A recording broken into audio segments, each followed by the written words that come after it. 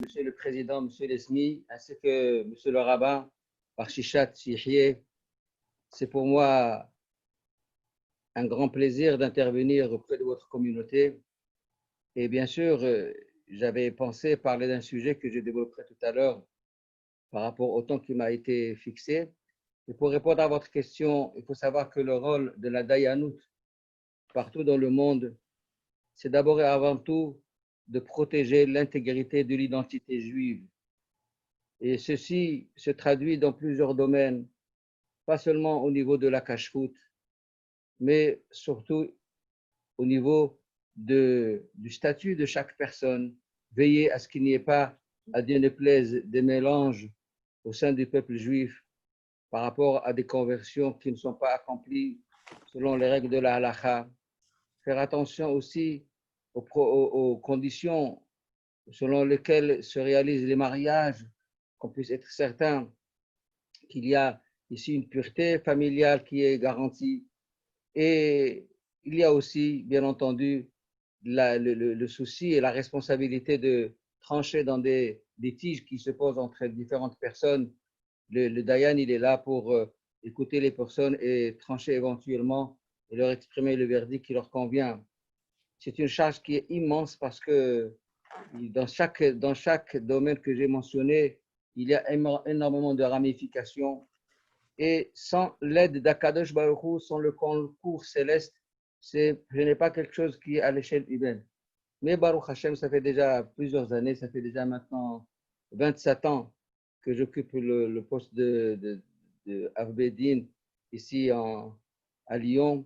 Et je peux dire qu'à maintes reprises, j'ai constaté la main d'Hachem qui est venue pour nous guider, pour nous orienter, pour nous aider à trouver des solutions parfois à des problèmes qui sont d'une complexité extrême. Voilà un petit peu, d'une façon très, très concise, le rôle de la Dayanout. Le Dayan, c'est quelque part celui qui garantit la pérennité de la pureté morale juive, de l'identité juive au niveau familial, au niveau de l'individu et au niveau de la collectivité.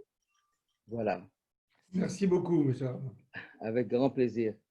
Moi, j'ai pensé parler d'un sujet qui est en fait le suivant. Nous sommes en train de traverser dans notre société actuelle, à l'échelle de toute l'humanité, une situation qui est totalement inédite, une situation difficile, éprouvante. Et je pense que tout un chacun, aussi bien à l'échelle individuelle qu'à l'échelle collective, aspire à une chose. Il aspire à ce que Hachem puisse exprimer de la miséricorde vis-à-vis de nous. On voit bien que l'être humain est aujourd'hui confronté à une impossibilité de solutionner le problème. Cette pandémie est une force que l'homme n'arrive pas à combattre, il n'arrive pas à solutionner. Donc, on se retourne vers notre Créateur, on se retourne vers Hachem Ishtabah Shem Ola'ad, et on lui demande d'avoir pitié de nous, d'avoir pitié du clan d'Israël, du peuple juif, et d'avoir pitié de façon générale de toute l'humanité entière. Alors, je voudrais vous dire un point extrêmement important. Il faut savoir qu'il est dit dans un verset dans Tehillim, l'expression suivante, Hashem tzilecha al yad yaminecha. Je traduis. Hashem tzilecha, ça veut dire Hashem, il est ton ombre, il se trouve à ta droite. Hashem, c'est notre ombre.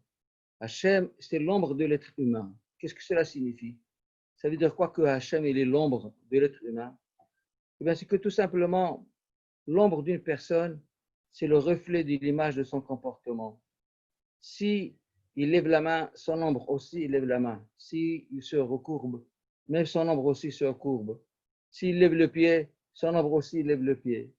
En fait, cela veut dire la chose suivante, c'est que Hakadosh Baruch Hu, le maître du monde, il est notre ombre dans le sens où il est le reflet de l'image de notre comportement vis-à-vis d'autrui. Selon ce que nous faisons, selon ce que nous accomplissons, selon ce que nous réalisons autour de nous, eh bien, on le retrouve auprès d'Hachem à notre égard à nous. Et si on se comporte avec miséricorde, eh bien, on trouvera la miséricorde d'Hachem à notre égard. Si à Dieu ne plaise, on se comporte avec indifférence, eh bien, on risque de subir aussi le même comportement de la part d'Hachem à notre égard, de l'indifférence. Et ainsi de suite. Hachem Tzilecha Aliadi Melecham. Et moi, je suis convaincu que l'une des solutions capitales pour espérer voir le bien au sein du peuple juif, au sein de l'humanité, c'est que nous-mêmes, on puisse exercer le maximum de miséricorde vis-à-vis d'autrui. Nous sommes déjà dans le mois de Tammuz et la période qui rappelle la destruction du temple de Yerushalayim se rapproche à grands pas. Il est rapporté dans la Gemara, dans le traité de Yoma, il est rapporté que la raison pour laquelle le temple de Jérusalem a été détruit, c'est à cause de Sinat Hinam. Sinat Hinam, ça veut dire à cause de la haine gratuite. En fait, il faut savoir que vous questionnez n'importe qui n'aime pas telle personne. Jamais il nous dira que c'est gratuitement que je ne l'aime pas. Jamais il ne dira que c'est une haine gratuite que j'ai envers lui. Il y a toujours une raison. Il y a toujours quelque chose qui justifie son comportement haineux vis-à-vis de son ami. Eh bien, je voudrais à ce sujet-là vous mentionner un midrash. Quelque chose, à mon sens, qui est porteur d'un message, mais alors capital. Il est rapporté dans le midrash de Parashat Tetzavé dans le Tanhuma, à la fin de Parashat Tetzavé. D'ailleurs, j'invite chacun et je demande au rabbin s'il veut bien prendre le midrash Tanhuma à l'occasion, qu'il montre ça à tous les fidèles de la communauté. À la fin de midrash Tanhuma sur Parashat Tetzavé, il est rapporté là-bas que Hachem a demandé à Moshe de lui construire un autel en or, ce qu'on appelle Mizbeach HaKetoret. Il faut savoir que dans le temple de Jérusalem, il y avait deux autels. Il y avait le grand autel où on pratiquait les offrandes quotidiennes, bovins et bovines et ovines. Il y avait un petit Mizbeach, un petit autel qu'on appelait Mizbeach HaKetoret. C'est l'autel où on faisait brûler les encens. Cet autel-là, il était fabriqué avec du bois de cèdre, il était recouvert entièrement en or. Et Hachem, il a dit à Moshe, tu vas construire donc cet autel-là, cet autel pour brûler les encens. Tu vas le construire avec du bois, mais tu vas le plaquer en or. Et puis tu vas brûler les encens sur cet autel-là. Lorsque Moshe a entendu cette recommandation de la part d'Hachem, il s'est tout de suite interrogé. Et il a dit à Hachem, il a dit, Ribono shel Olam, maître du monde, Kloum yesh esh she'ena ochelet. Comment tu peux me dire d'aller construire un autel en bois couvert en or et d'aller brûler les encens dessus? Mais si je vais mettre le feu pour brûler ces encens, le feu il va faire fondre l'or. Et puis il va toucher le bois et tout le misbéach il va disparaître, tout l'autel va disparaître. Donc il lui a dit, Kloum yesh esh she'ena ochelet. Est-ce qu'il y a un feu qui ne dévore pas? Est-ce qu'il y a un feu qui ne détruit pas?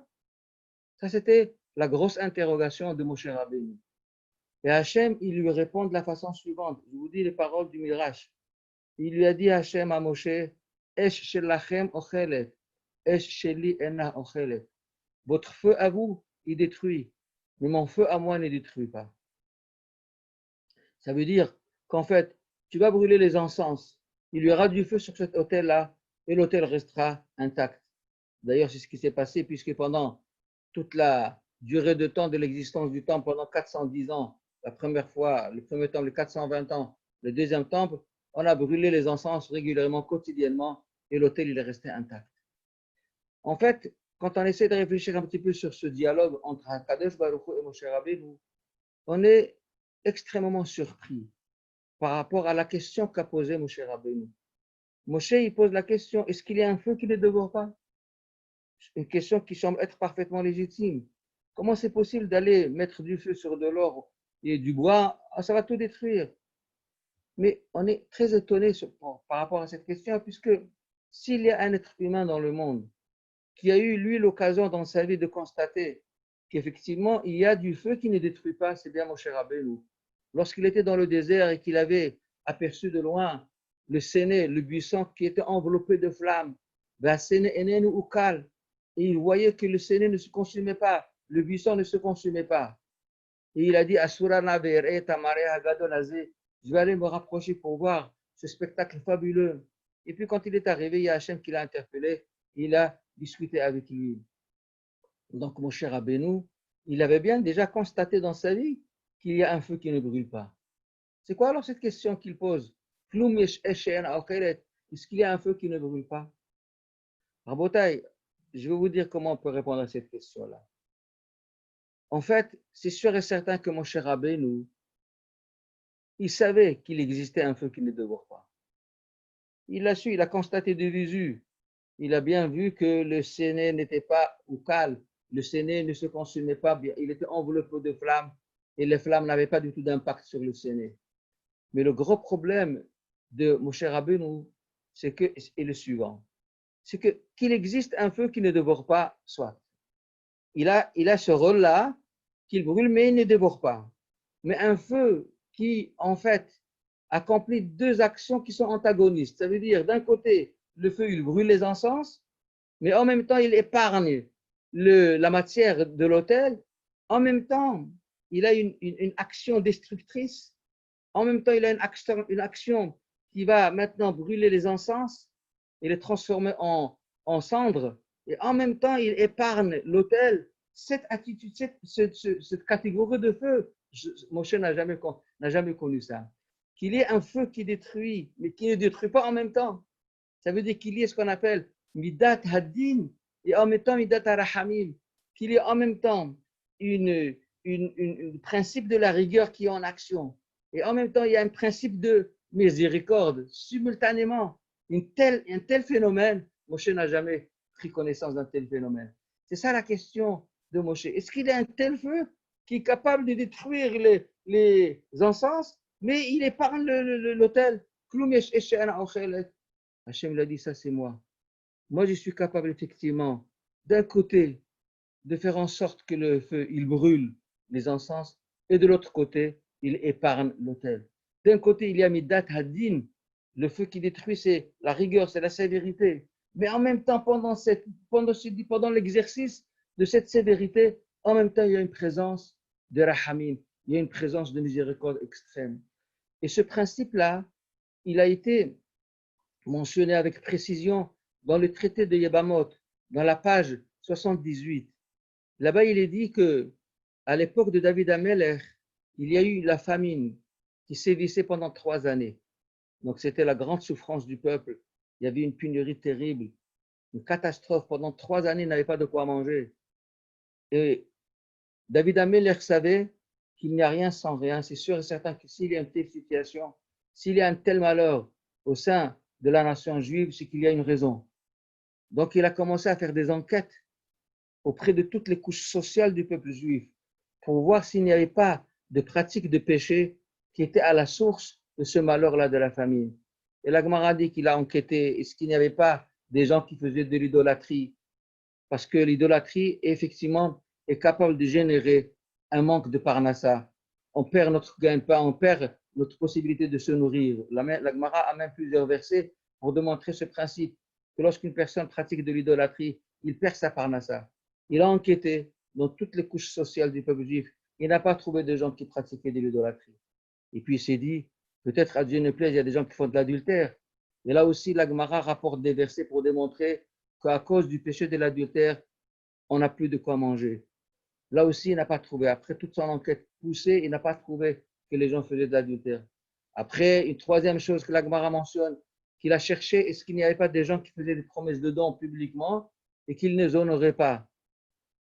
Et la Gemara amène des versets pour démontrer aussi que lorsqu'une personne fait des promesses de dons et il n'honore pas ses promesses, eh bien, il risque de perdre sa parnassa. Il a fait toutes ces enquêtes vis-à-vis de ces 3 graves fautes qui sont susceptibles d'expliquer la raison de la famine, il n'a pas trouvé. Finalement, il s'est dit, eh bien, c'est à moi de trouver la solution. Il est parti, il a sollicité le pectoral du Kohen Gadol. Vous savez que le Kohen Gadol, il portait le pectoral et quand on avait une question gravissime qu'il fallait solutionner, le prophète s'adressait au pectoral il y avait des pierres précieuses qui étaient installées sur ce pectoral, il y avait des écritures, des lettres de l'alphabet hébraïque, il y avait des lettres qui s'allumaient. Et avec ça, on arrivait à déchiffrer le message qui était en fait la réponse d'Hachem à la question qu'on posait. Et donc, David Amelech, il est parti solliciter le pectoral. Pourquoi il y a cette famine? Quel est le péché qu'on a commis? Et voilà la phrase qui est sortie. Al Shaoul ve al Bet Adamim. Al Shaoul, ça veut dire que c'est à cause de Shaoul. Shaoul, c'était le premier roi juif qui a régné sur la nation juive. Et quand il est décédé, les Juifs ne l'ont pas pleuré comme il faut. Ils n'ont pas fait les oraisons funèbres à la hauteur de sa personnalité. À cause de Shaoul, qui n'a pas été pleuré comme il se doit. À cause de ce péché-là, il y a cette famine. Et aussi à cause du sang qu'a versé Shaoul en allant exterminer toute la ville de Nov, où il n'y avait que des Kohanim parce qu'ils avaient aidé David Amelech. Et à cause de ça, la tribu des Giv'onim qui amenait de l'eau à boire à cette ville, ils ont perdu leur parnassa. Eh bien, parce qu'il a versé ce sang-là à Shaoul, à cause de ça, il y a aujourd'hui cette famine. Donc, il y a deux raisons. Pourquoi il y a cette famine?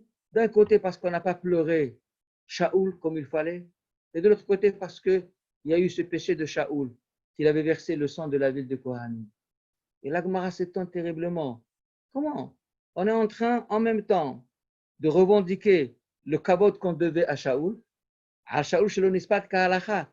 Hachem, il est en train de revendiquer pourquoi vous n'avez pas fait les honneurs nécessaires à Shaoul, qui était le premier roi juif. Et en même temps, on est en train de l'accuser, de rappeler son péché. Ce Shaoul-là qui a fait ce péché d'avoir tué toute la ville de Nov Kohanim et qui a versé ce sang-là. À cause de ça, les Giv'onim, ils ont perdu leur parnassa. À cause de ça, maintenant, il y a cette famine. Donc, la Gemara s'étonne. En même temps, tu es en train de réclamer, de revendiquer les honneurs qu'on devait à Shaoul, et en même temps, tu es en train de le condamner. Deux attitudes qui sont totalement contradictoires. Et la Gemara répond avec une phrase. Oui, ça c'est le trait de caractère d'Hachem. Ba'asher mishpato sham paolo. Et j'explique, Rachid explique. Ba'asher mishpato, ça veut dire, même au moment où Akadosh Baruch Hu, il juge une personne pour la châtier sur ses méfaits, quand il y a le mishpat, même au moment où il y a le din, où il y a le mishpat, sham paolo. Pendant ce moment-là, Hachem, il rappelle en même temps les bonnes actions de cette personne. C'est-à-dire que même si une personne elle est condamnable, et donc il doit subir maintenant un jugement divin, il doit absolument subir le châtiment qui lui convient. Mais ça ne veut pas dire qu'Hachem, il ignore totalement les dimensions positives de cette personne. En même temps qu'il est en train de le juger, en même temps il est en train de rappeler ses bonnes actions. Au moment de cette justice extrême, pendant cette justice extrême, il y a encore un parfum de miséricorde. Il y a encore un rappel de ses bonnes actions pour le protéger, pour le garder. C'est ce qui s'est passé avec Shaoul. En même temps, on revendiquait le péché qu'il a commis. Il a tué toute la ville de Nov Kohanim. Mais en même temps, on revendique l'absence de kavod qu'on ne lui a pas accompli. Pourquoi vous n'avez pas pleuré Shaoul? C'était finalement un tzaddik. Il a fait ce péché-là, d'accord, mais c'était un tzaddik en fin de compte.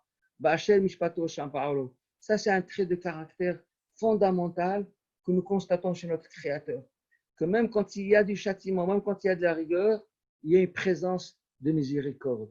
Et nous, on a l'obligation d'essayer, dans la mesure du possible, selon nos capacités, de ressembler à notre Créateur. Il est dit dans un pasuk, tu devrais aller dans le chemin d'Hachem. Et la Gemara explique, Mahu rahum afata rahum, Mahu hanun afata hanun, Mahu gomel hasadim afata gomel hasadim. Ça veut dire, de la même façon que lui, il a pitié des créatures, toi aussi tu dois avoir pitié. De la même façon que lui, il pratique la bonté envers les créatures, toi aussi tu dois pratiquer la bonté envers tes amis. De la même façon que lui, il est Rahoum, il est Hanoun, il est Gomer Hasadim, ainsi toi aussi tu dois être Gomer Hasadim, Rahoum et Hanoun. Et j'ajoute, de la même façon que lui, Hachem Mishpato San Paolo, de la même façon que Hachem, dans la rigueur, il installe encore la miséricorde. Il y a Midat HaRahamim ou Midat Adin en même temps, toi aussi tu dois avoir cette attitude-là. De sorte que je voudrais dire la chose suivante. Quand nous avons un reproche à faire à une connaissance que nous avons. Et parfois, c'est quelque chose de tout à fait légitime. Imaginez deux associés, voilà qu'un il a trompé son associé, il est parti, il a fait des affaires sur son dos qui ont causé du tort terrible à son associé. Et quand l'associé en question victime de ce tort-là, il se rend compte, alors il commence, bien sûr, à vouloir se venger terriblement en souhaitant toutes les catastrophes possibles à cet associé-là, en le maudissant, en l'insultant lui, sa femme et ses enfants. Enfin, il oublie que pendant 25 ans qu'il était associé avec lui, il a pu, Baruch Hashem, faire des affaires extraordinaires. Il a pu, Baruch Hashem, réussir et progresser énormément. Aujourd'hui, il a agi d'une façon incorrecte à son égard. Ce n'est pas une raison pour cataloguer la personne et oublier. Même au moment où on doit quelque part avoir une attitude de protection de soi-même et en vouloir à l'autre, il faudrait en même temps conserver de la miséricorde. Donc je dirais que lorsqu'on parle de haine gratuite, chacun trouvera de quoi justifier sa haine envers son ami. Mais simplement, il ne faut pas qu'il oublie le principe que je viens d'expliquer. D'accord, d'accord, tu reproches telle chose à ton ami. Et c'est la raison pour laquelle tu dis que tu ne l'aimes pas. Mais, mets en exercice aussi la midat arahamim. Et tu verras qu'en fin de compte, il n'y a pas lieu de justifier cette haine inconditionnelle. Non. Il avait dit une fois, Rabbi Eliyahu Lopian, quelque chose de fantastique. Franchement, c'est un trésor que j'ai découvert. Il y a un pasouk que Shlomo HaMelech, c'était l'homme le plus sage de la terre, le grand savant de l'humanité, c'était Shlomo HaMelech. Hacham Mikol Adam, la Torah témoigne sur lui, le Nach témoigne sur lui, il était l'homme le plus sage de la terre, de toute l'humanité. Et voilà que Shlomo HaMelech, il a dit, Salomon le roi, il a dit, Lev Hacham Limino, Velev Kesi Lismolo. Lev Hacham Limino, ça veut dire que le corps du sage, il se trouve à droite, et le corps du sot, il se trouve à gauche. Ça, c'est la traduction littérale de la déclaration de Salomon le roi. Lev Hacham Limino, le corps du sage, il est à droite. Velev Kesi Lismolo. Et le corps du sot, il est à gauche. Je vous pose la question, vous avez déjà vu quelqu'un qui a le corps à droite? Ça n'existe pas. Ça n'existe pas une telle chose. Et de plus, il nous parle du sage. Le sage, il a le corps à droite. Donc, c'est un truc qui n'est pas normal. Comment c'est possible? Comment on peut expliquer ces paroles de Shlomo HaMelech? Que le corps du sage, il est à droite et le corps du sot, il est à gauche. Il avait dit, Rabbi Eliyahu Lopian Alav Shalom, l'explication suivante. Il a dit, imaginez deux juifs, l'un en face de l'autre. Alors, bien sûr, mon ami qui est en face de moi, son corps, il est à ma droite. Et mon corps à moi, il est à gauche. Alors, Lev Hacham, le corps du Hacham, le corps du sage, il est à droite. Ça veut dire qu'il s'intéresse d'abord et avant tout à ce que le corps de son ami il a besoin. Ça, c'est un Hacham. Le Hacham, c'est celui qui pense d'abord au corps de son ami en premier lieu. Il est à droite. Tandis que le sot, qui est égoïste, il ne pensera qu'à sa tête. Il pensera qu'à lui. Lev Kessil, il est à gauche. Le vrai Hacham, la vraie personne qui est imprégnée de perspicacité authentique, c'est celui qui pense à l'autre. Celui qui pense rien qu'à soi, il ne vaut rien du tout. C'est un sot. C'est un sot. Lev hacham limino, lev kissil sholom. Je suis sûr et certain que à l'échelle humaine, ce que nous pouvons accomplir pour essayer d'assainir un peu la société, de faire en sorte qu'il y ait de la bracha qui s'installe, de faire en sorte qu'il y ait de la part d'Hachem une pratique de miséricorde, bien que nous aussi on pratique la même chose envers l'autre. Qu'on soit capable parfois de fermer les yeux, même par rapport à des torts qu'on nous avait subis. Et grâce à ça, on va sortir gagnant. On va sortir gagnant. Vous savez, il y a une mitzvah dans la Torah qui est très très étrange. Mais tout le monde connaît cette mitzvah-là, je vais la dire. La Torah nous demande de faire attention de ne pas prendre des intérêts quand on contracte un prêt à notre ami. Si on a prêté de l'argent à quelqu'un, il faut faire très attention de ne pas demander des intérêts. La Gemara dit que celui qui prend, il fait de l'usure, il prend de l'intérêt de l'argent qu'il a prêté à son ami, il n'a pas droit à la résurrection des morts. À ce sujet-là, je vous raconte une anecdote significative qui s'est passée à l'époque de Rabbi Akiva Eiger Alav Shalom.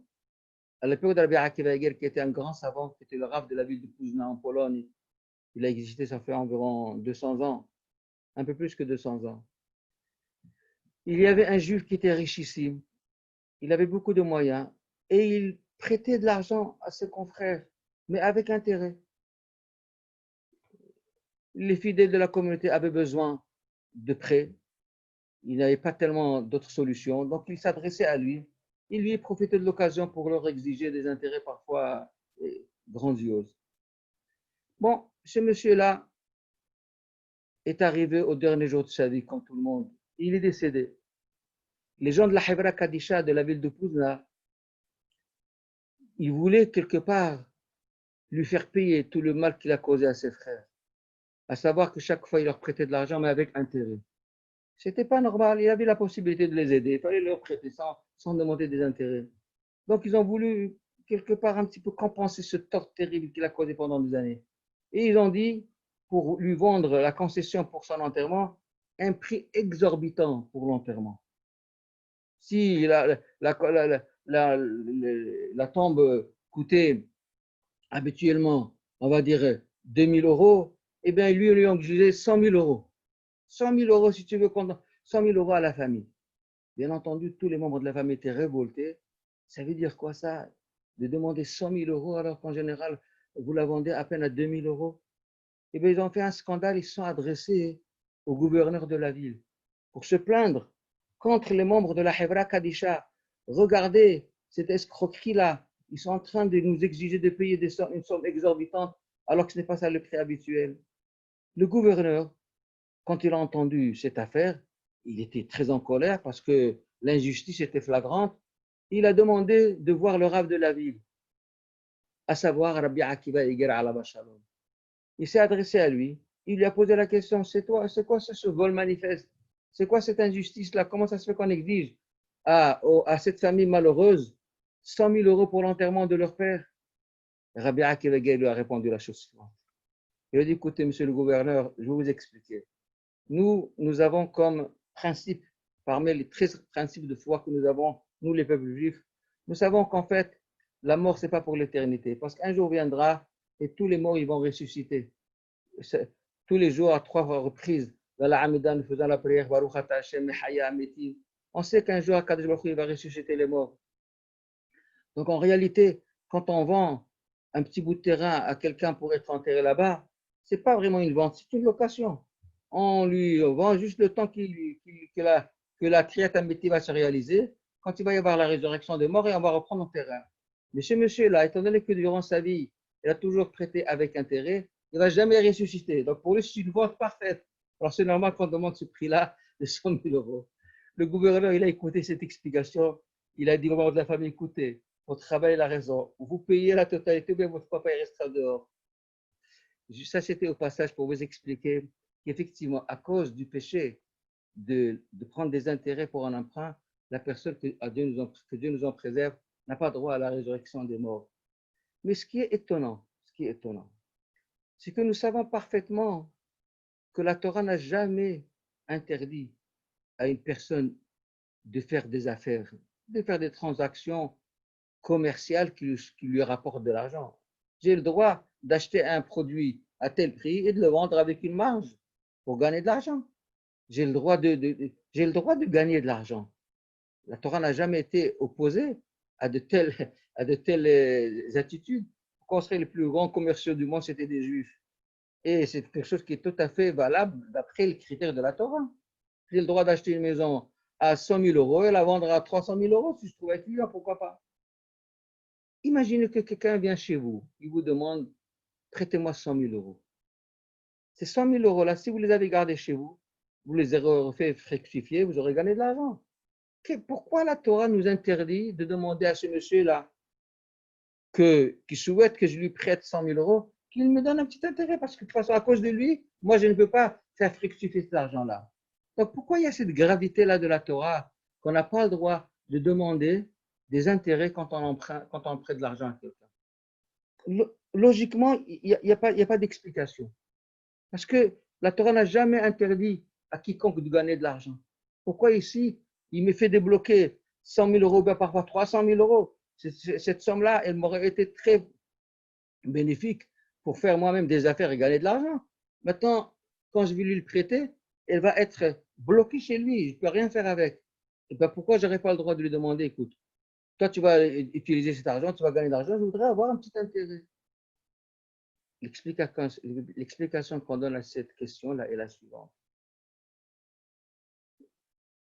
En fait, il faut savoir que chaque fois quand une personne, elle vend un objet, elle veut vendre une maison, ou elle veut vendre un article, en fait, aussi bien le vendeur que l'acquéreur, tous les deux, ils ont un avantage dans cette transaction.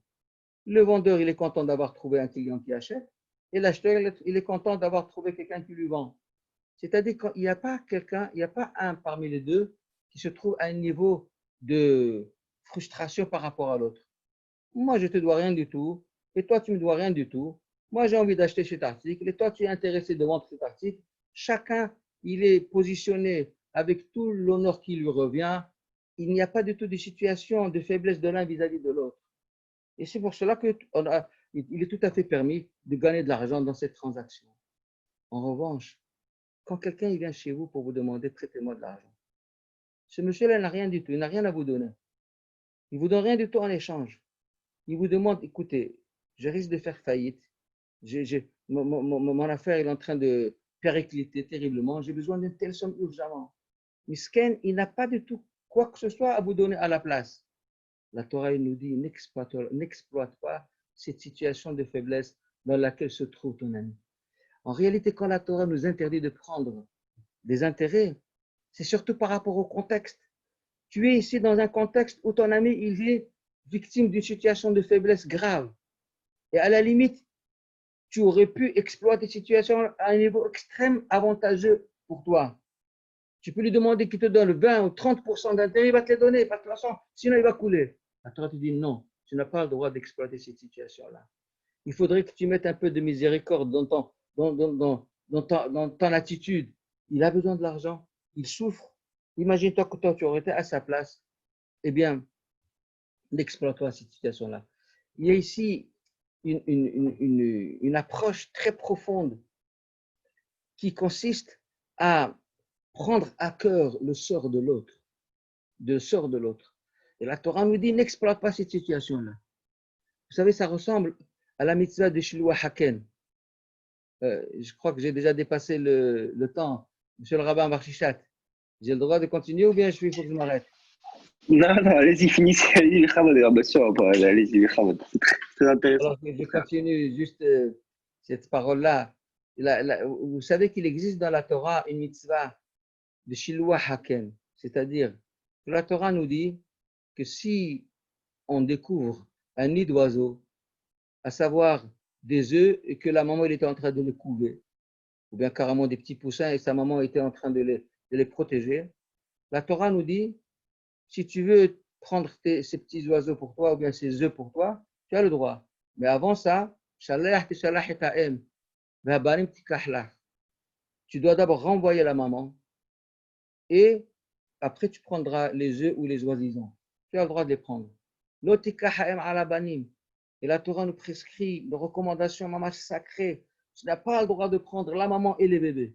Tu n'as pas le droit de prendre la maman et les œufs, la maman et les poussins. Libère la maman et tu prends les œufs pour toi. Tout le monde sait que la Torah a permis de consommer de la viande animale, cachère bien sûr. Tout le monde sait qu'on a le droit de procéder à un abattage rituel pour manger des poulets, des coqs, de manger des moutons, de manger des veaux.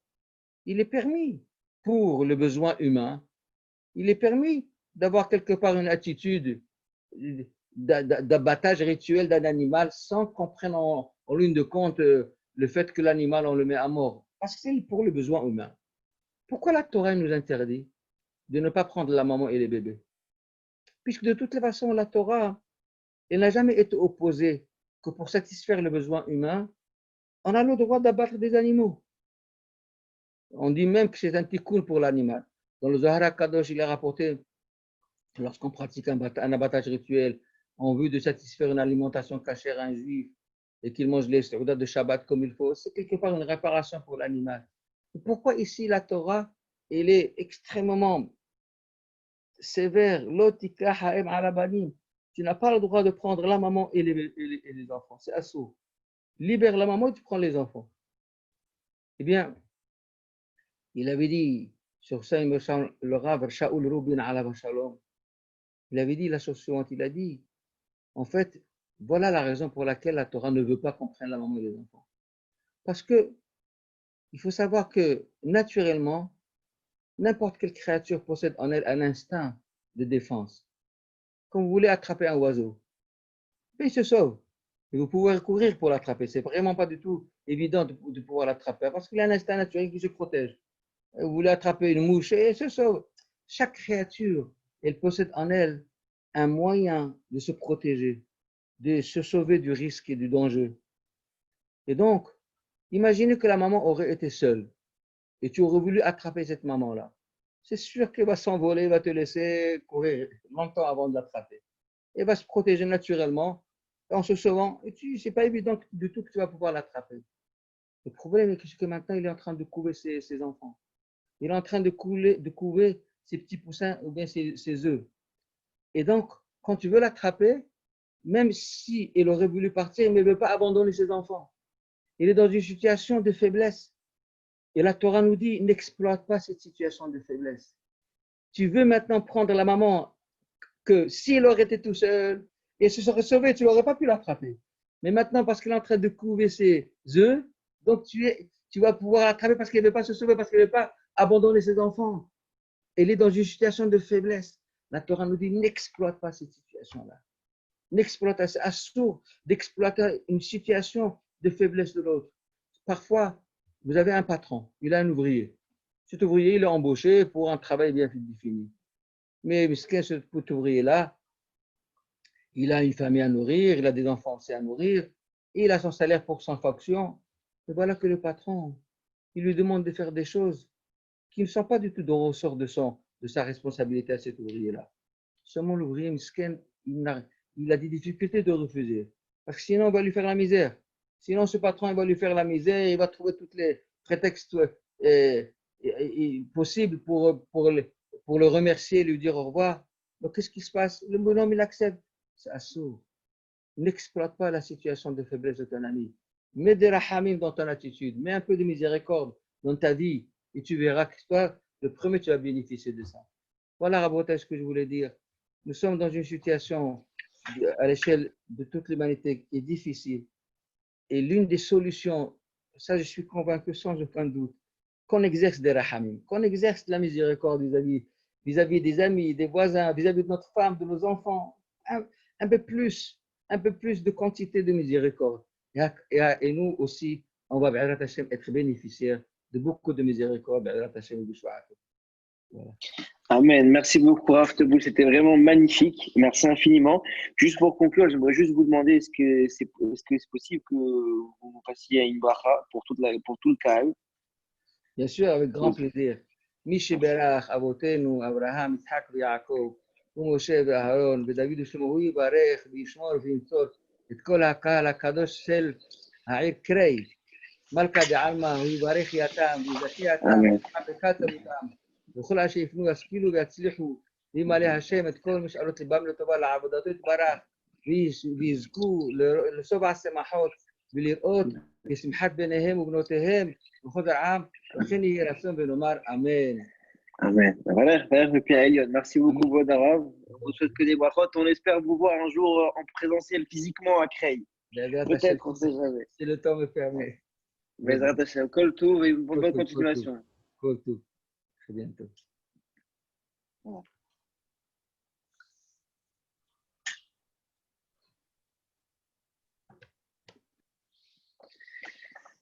Voilà, mes chers amis. Ouais, vous pouvez activer votre micro si vous voulez. Bon, je pense que c'était une super, très très belle intervention. Bravo.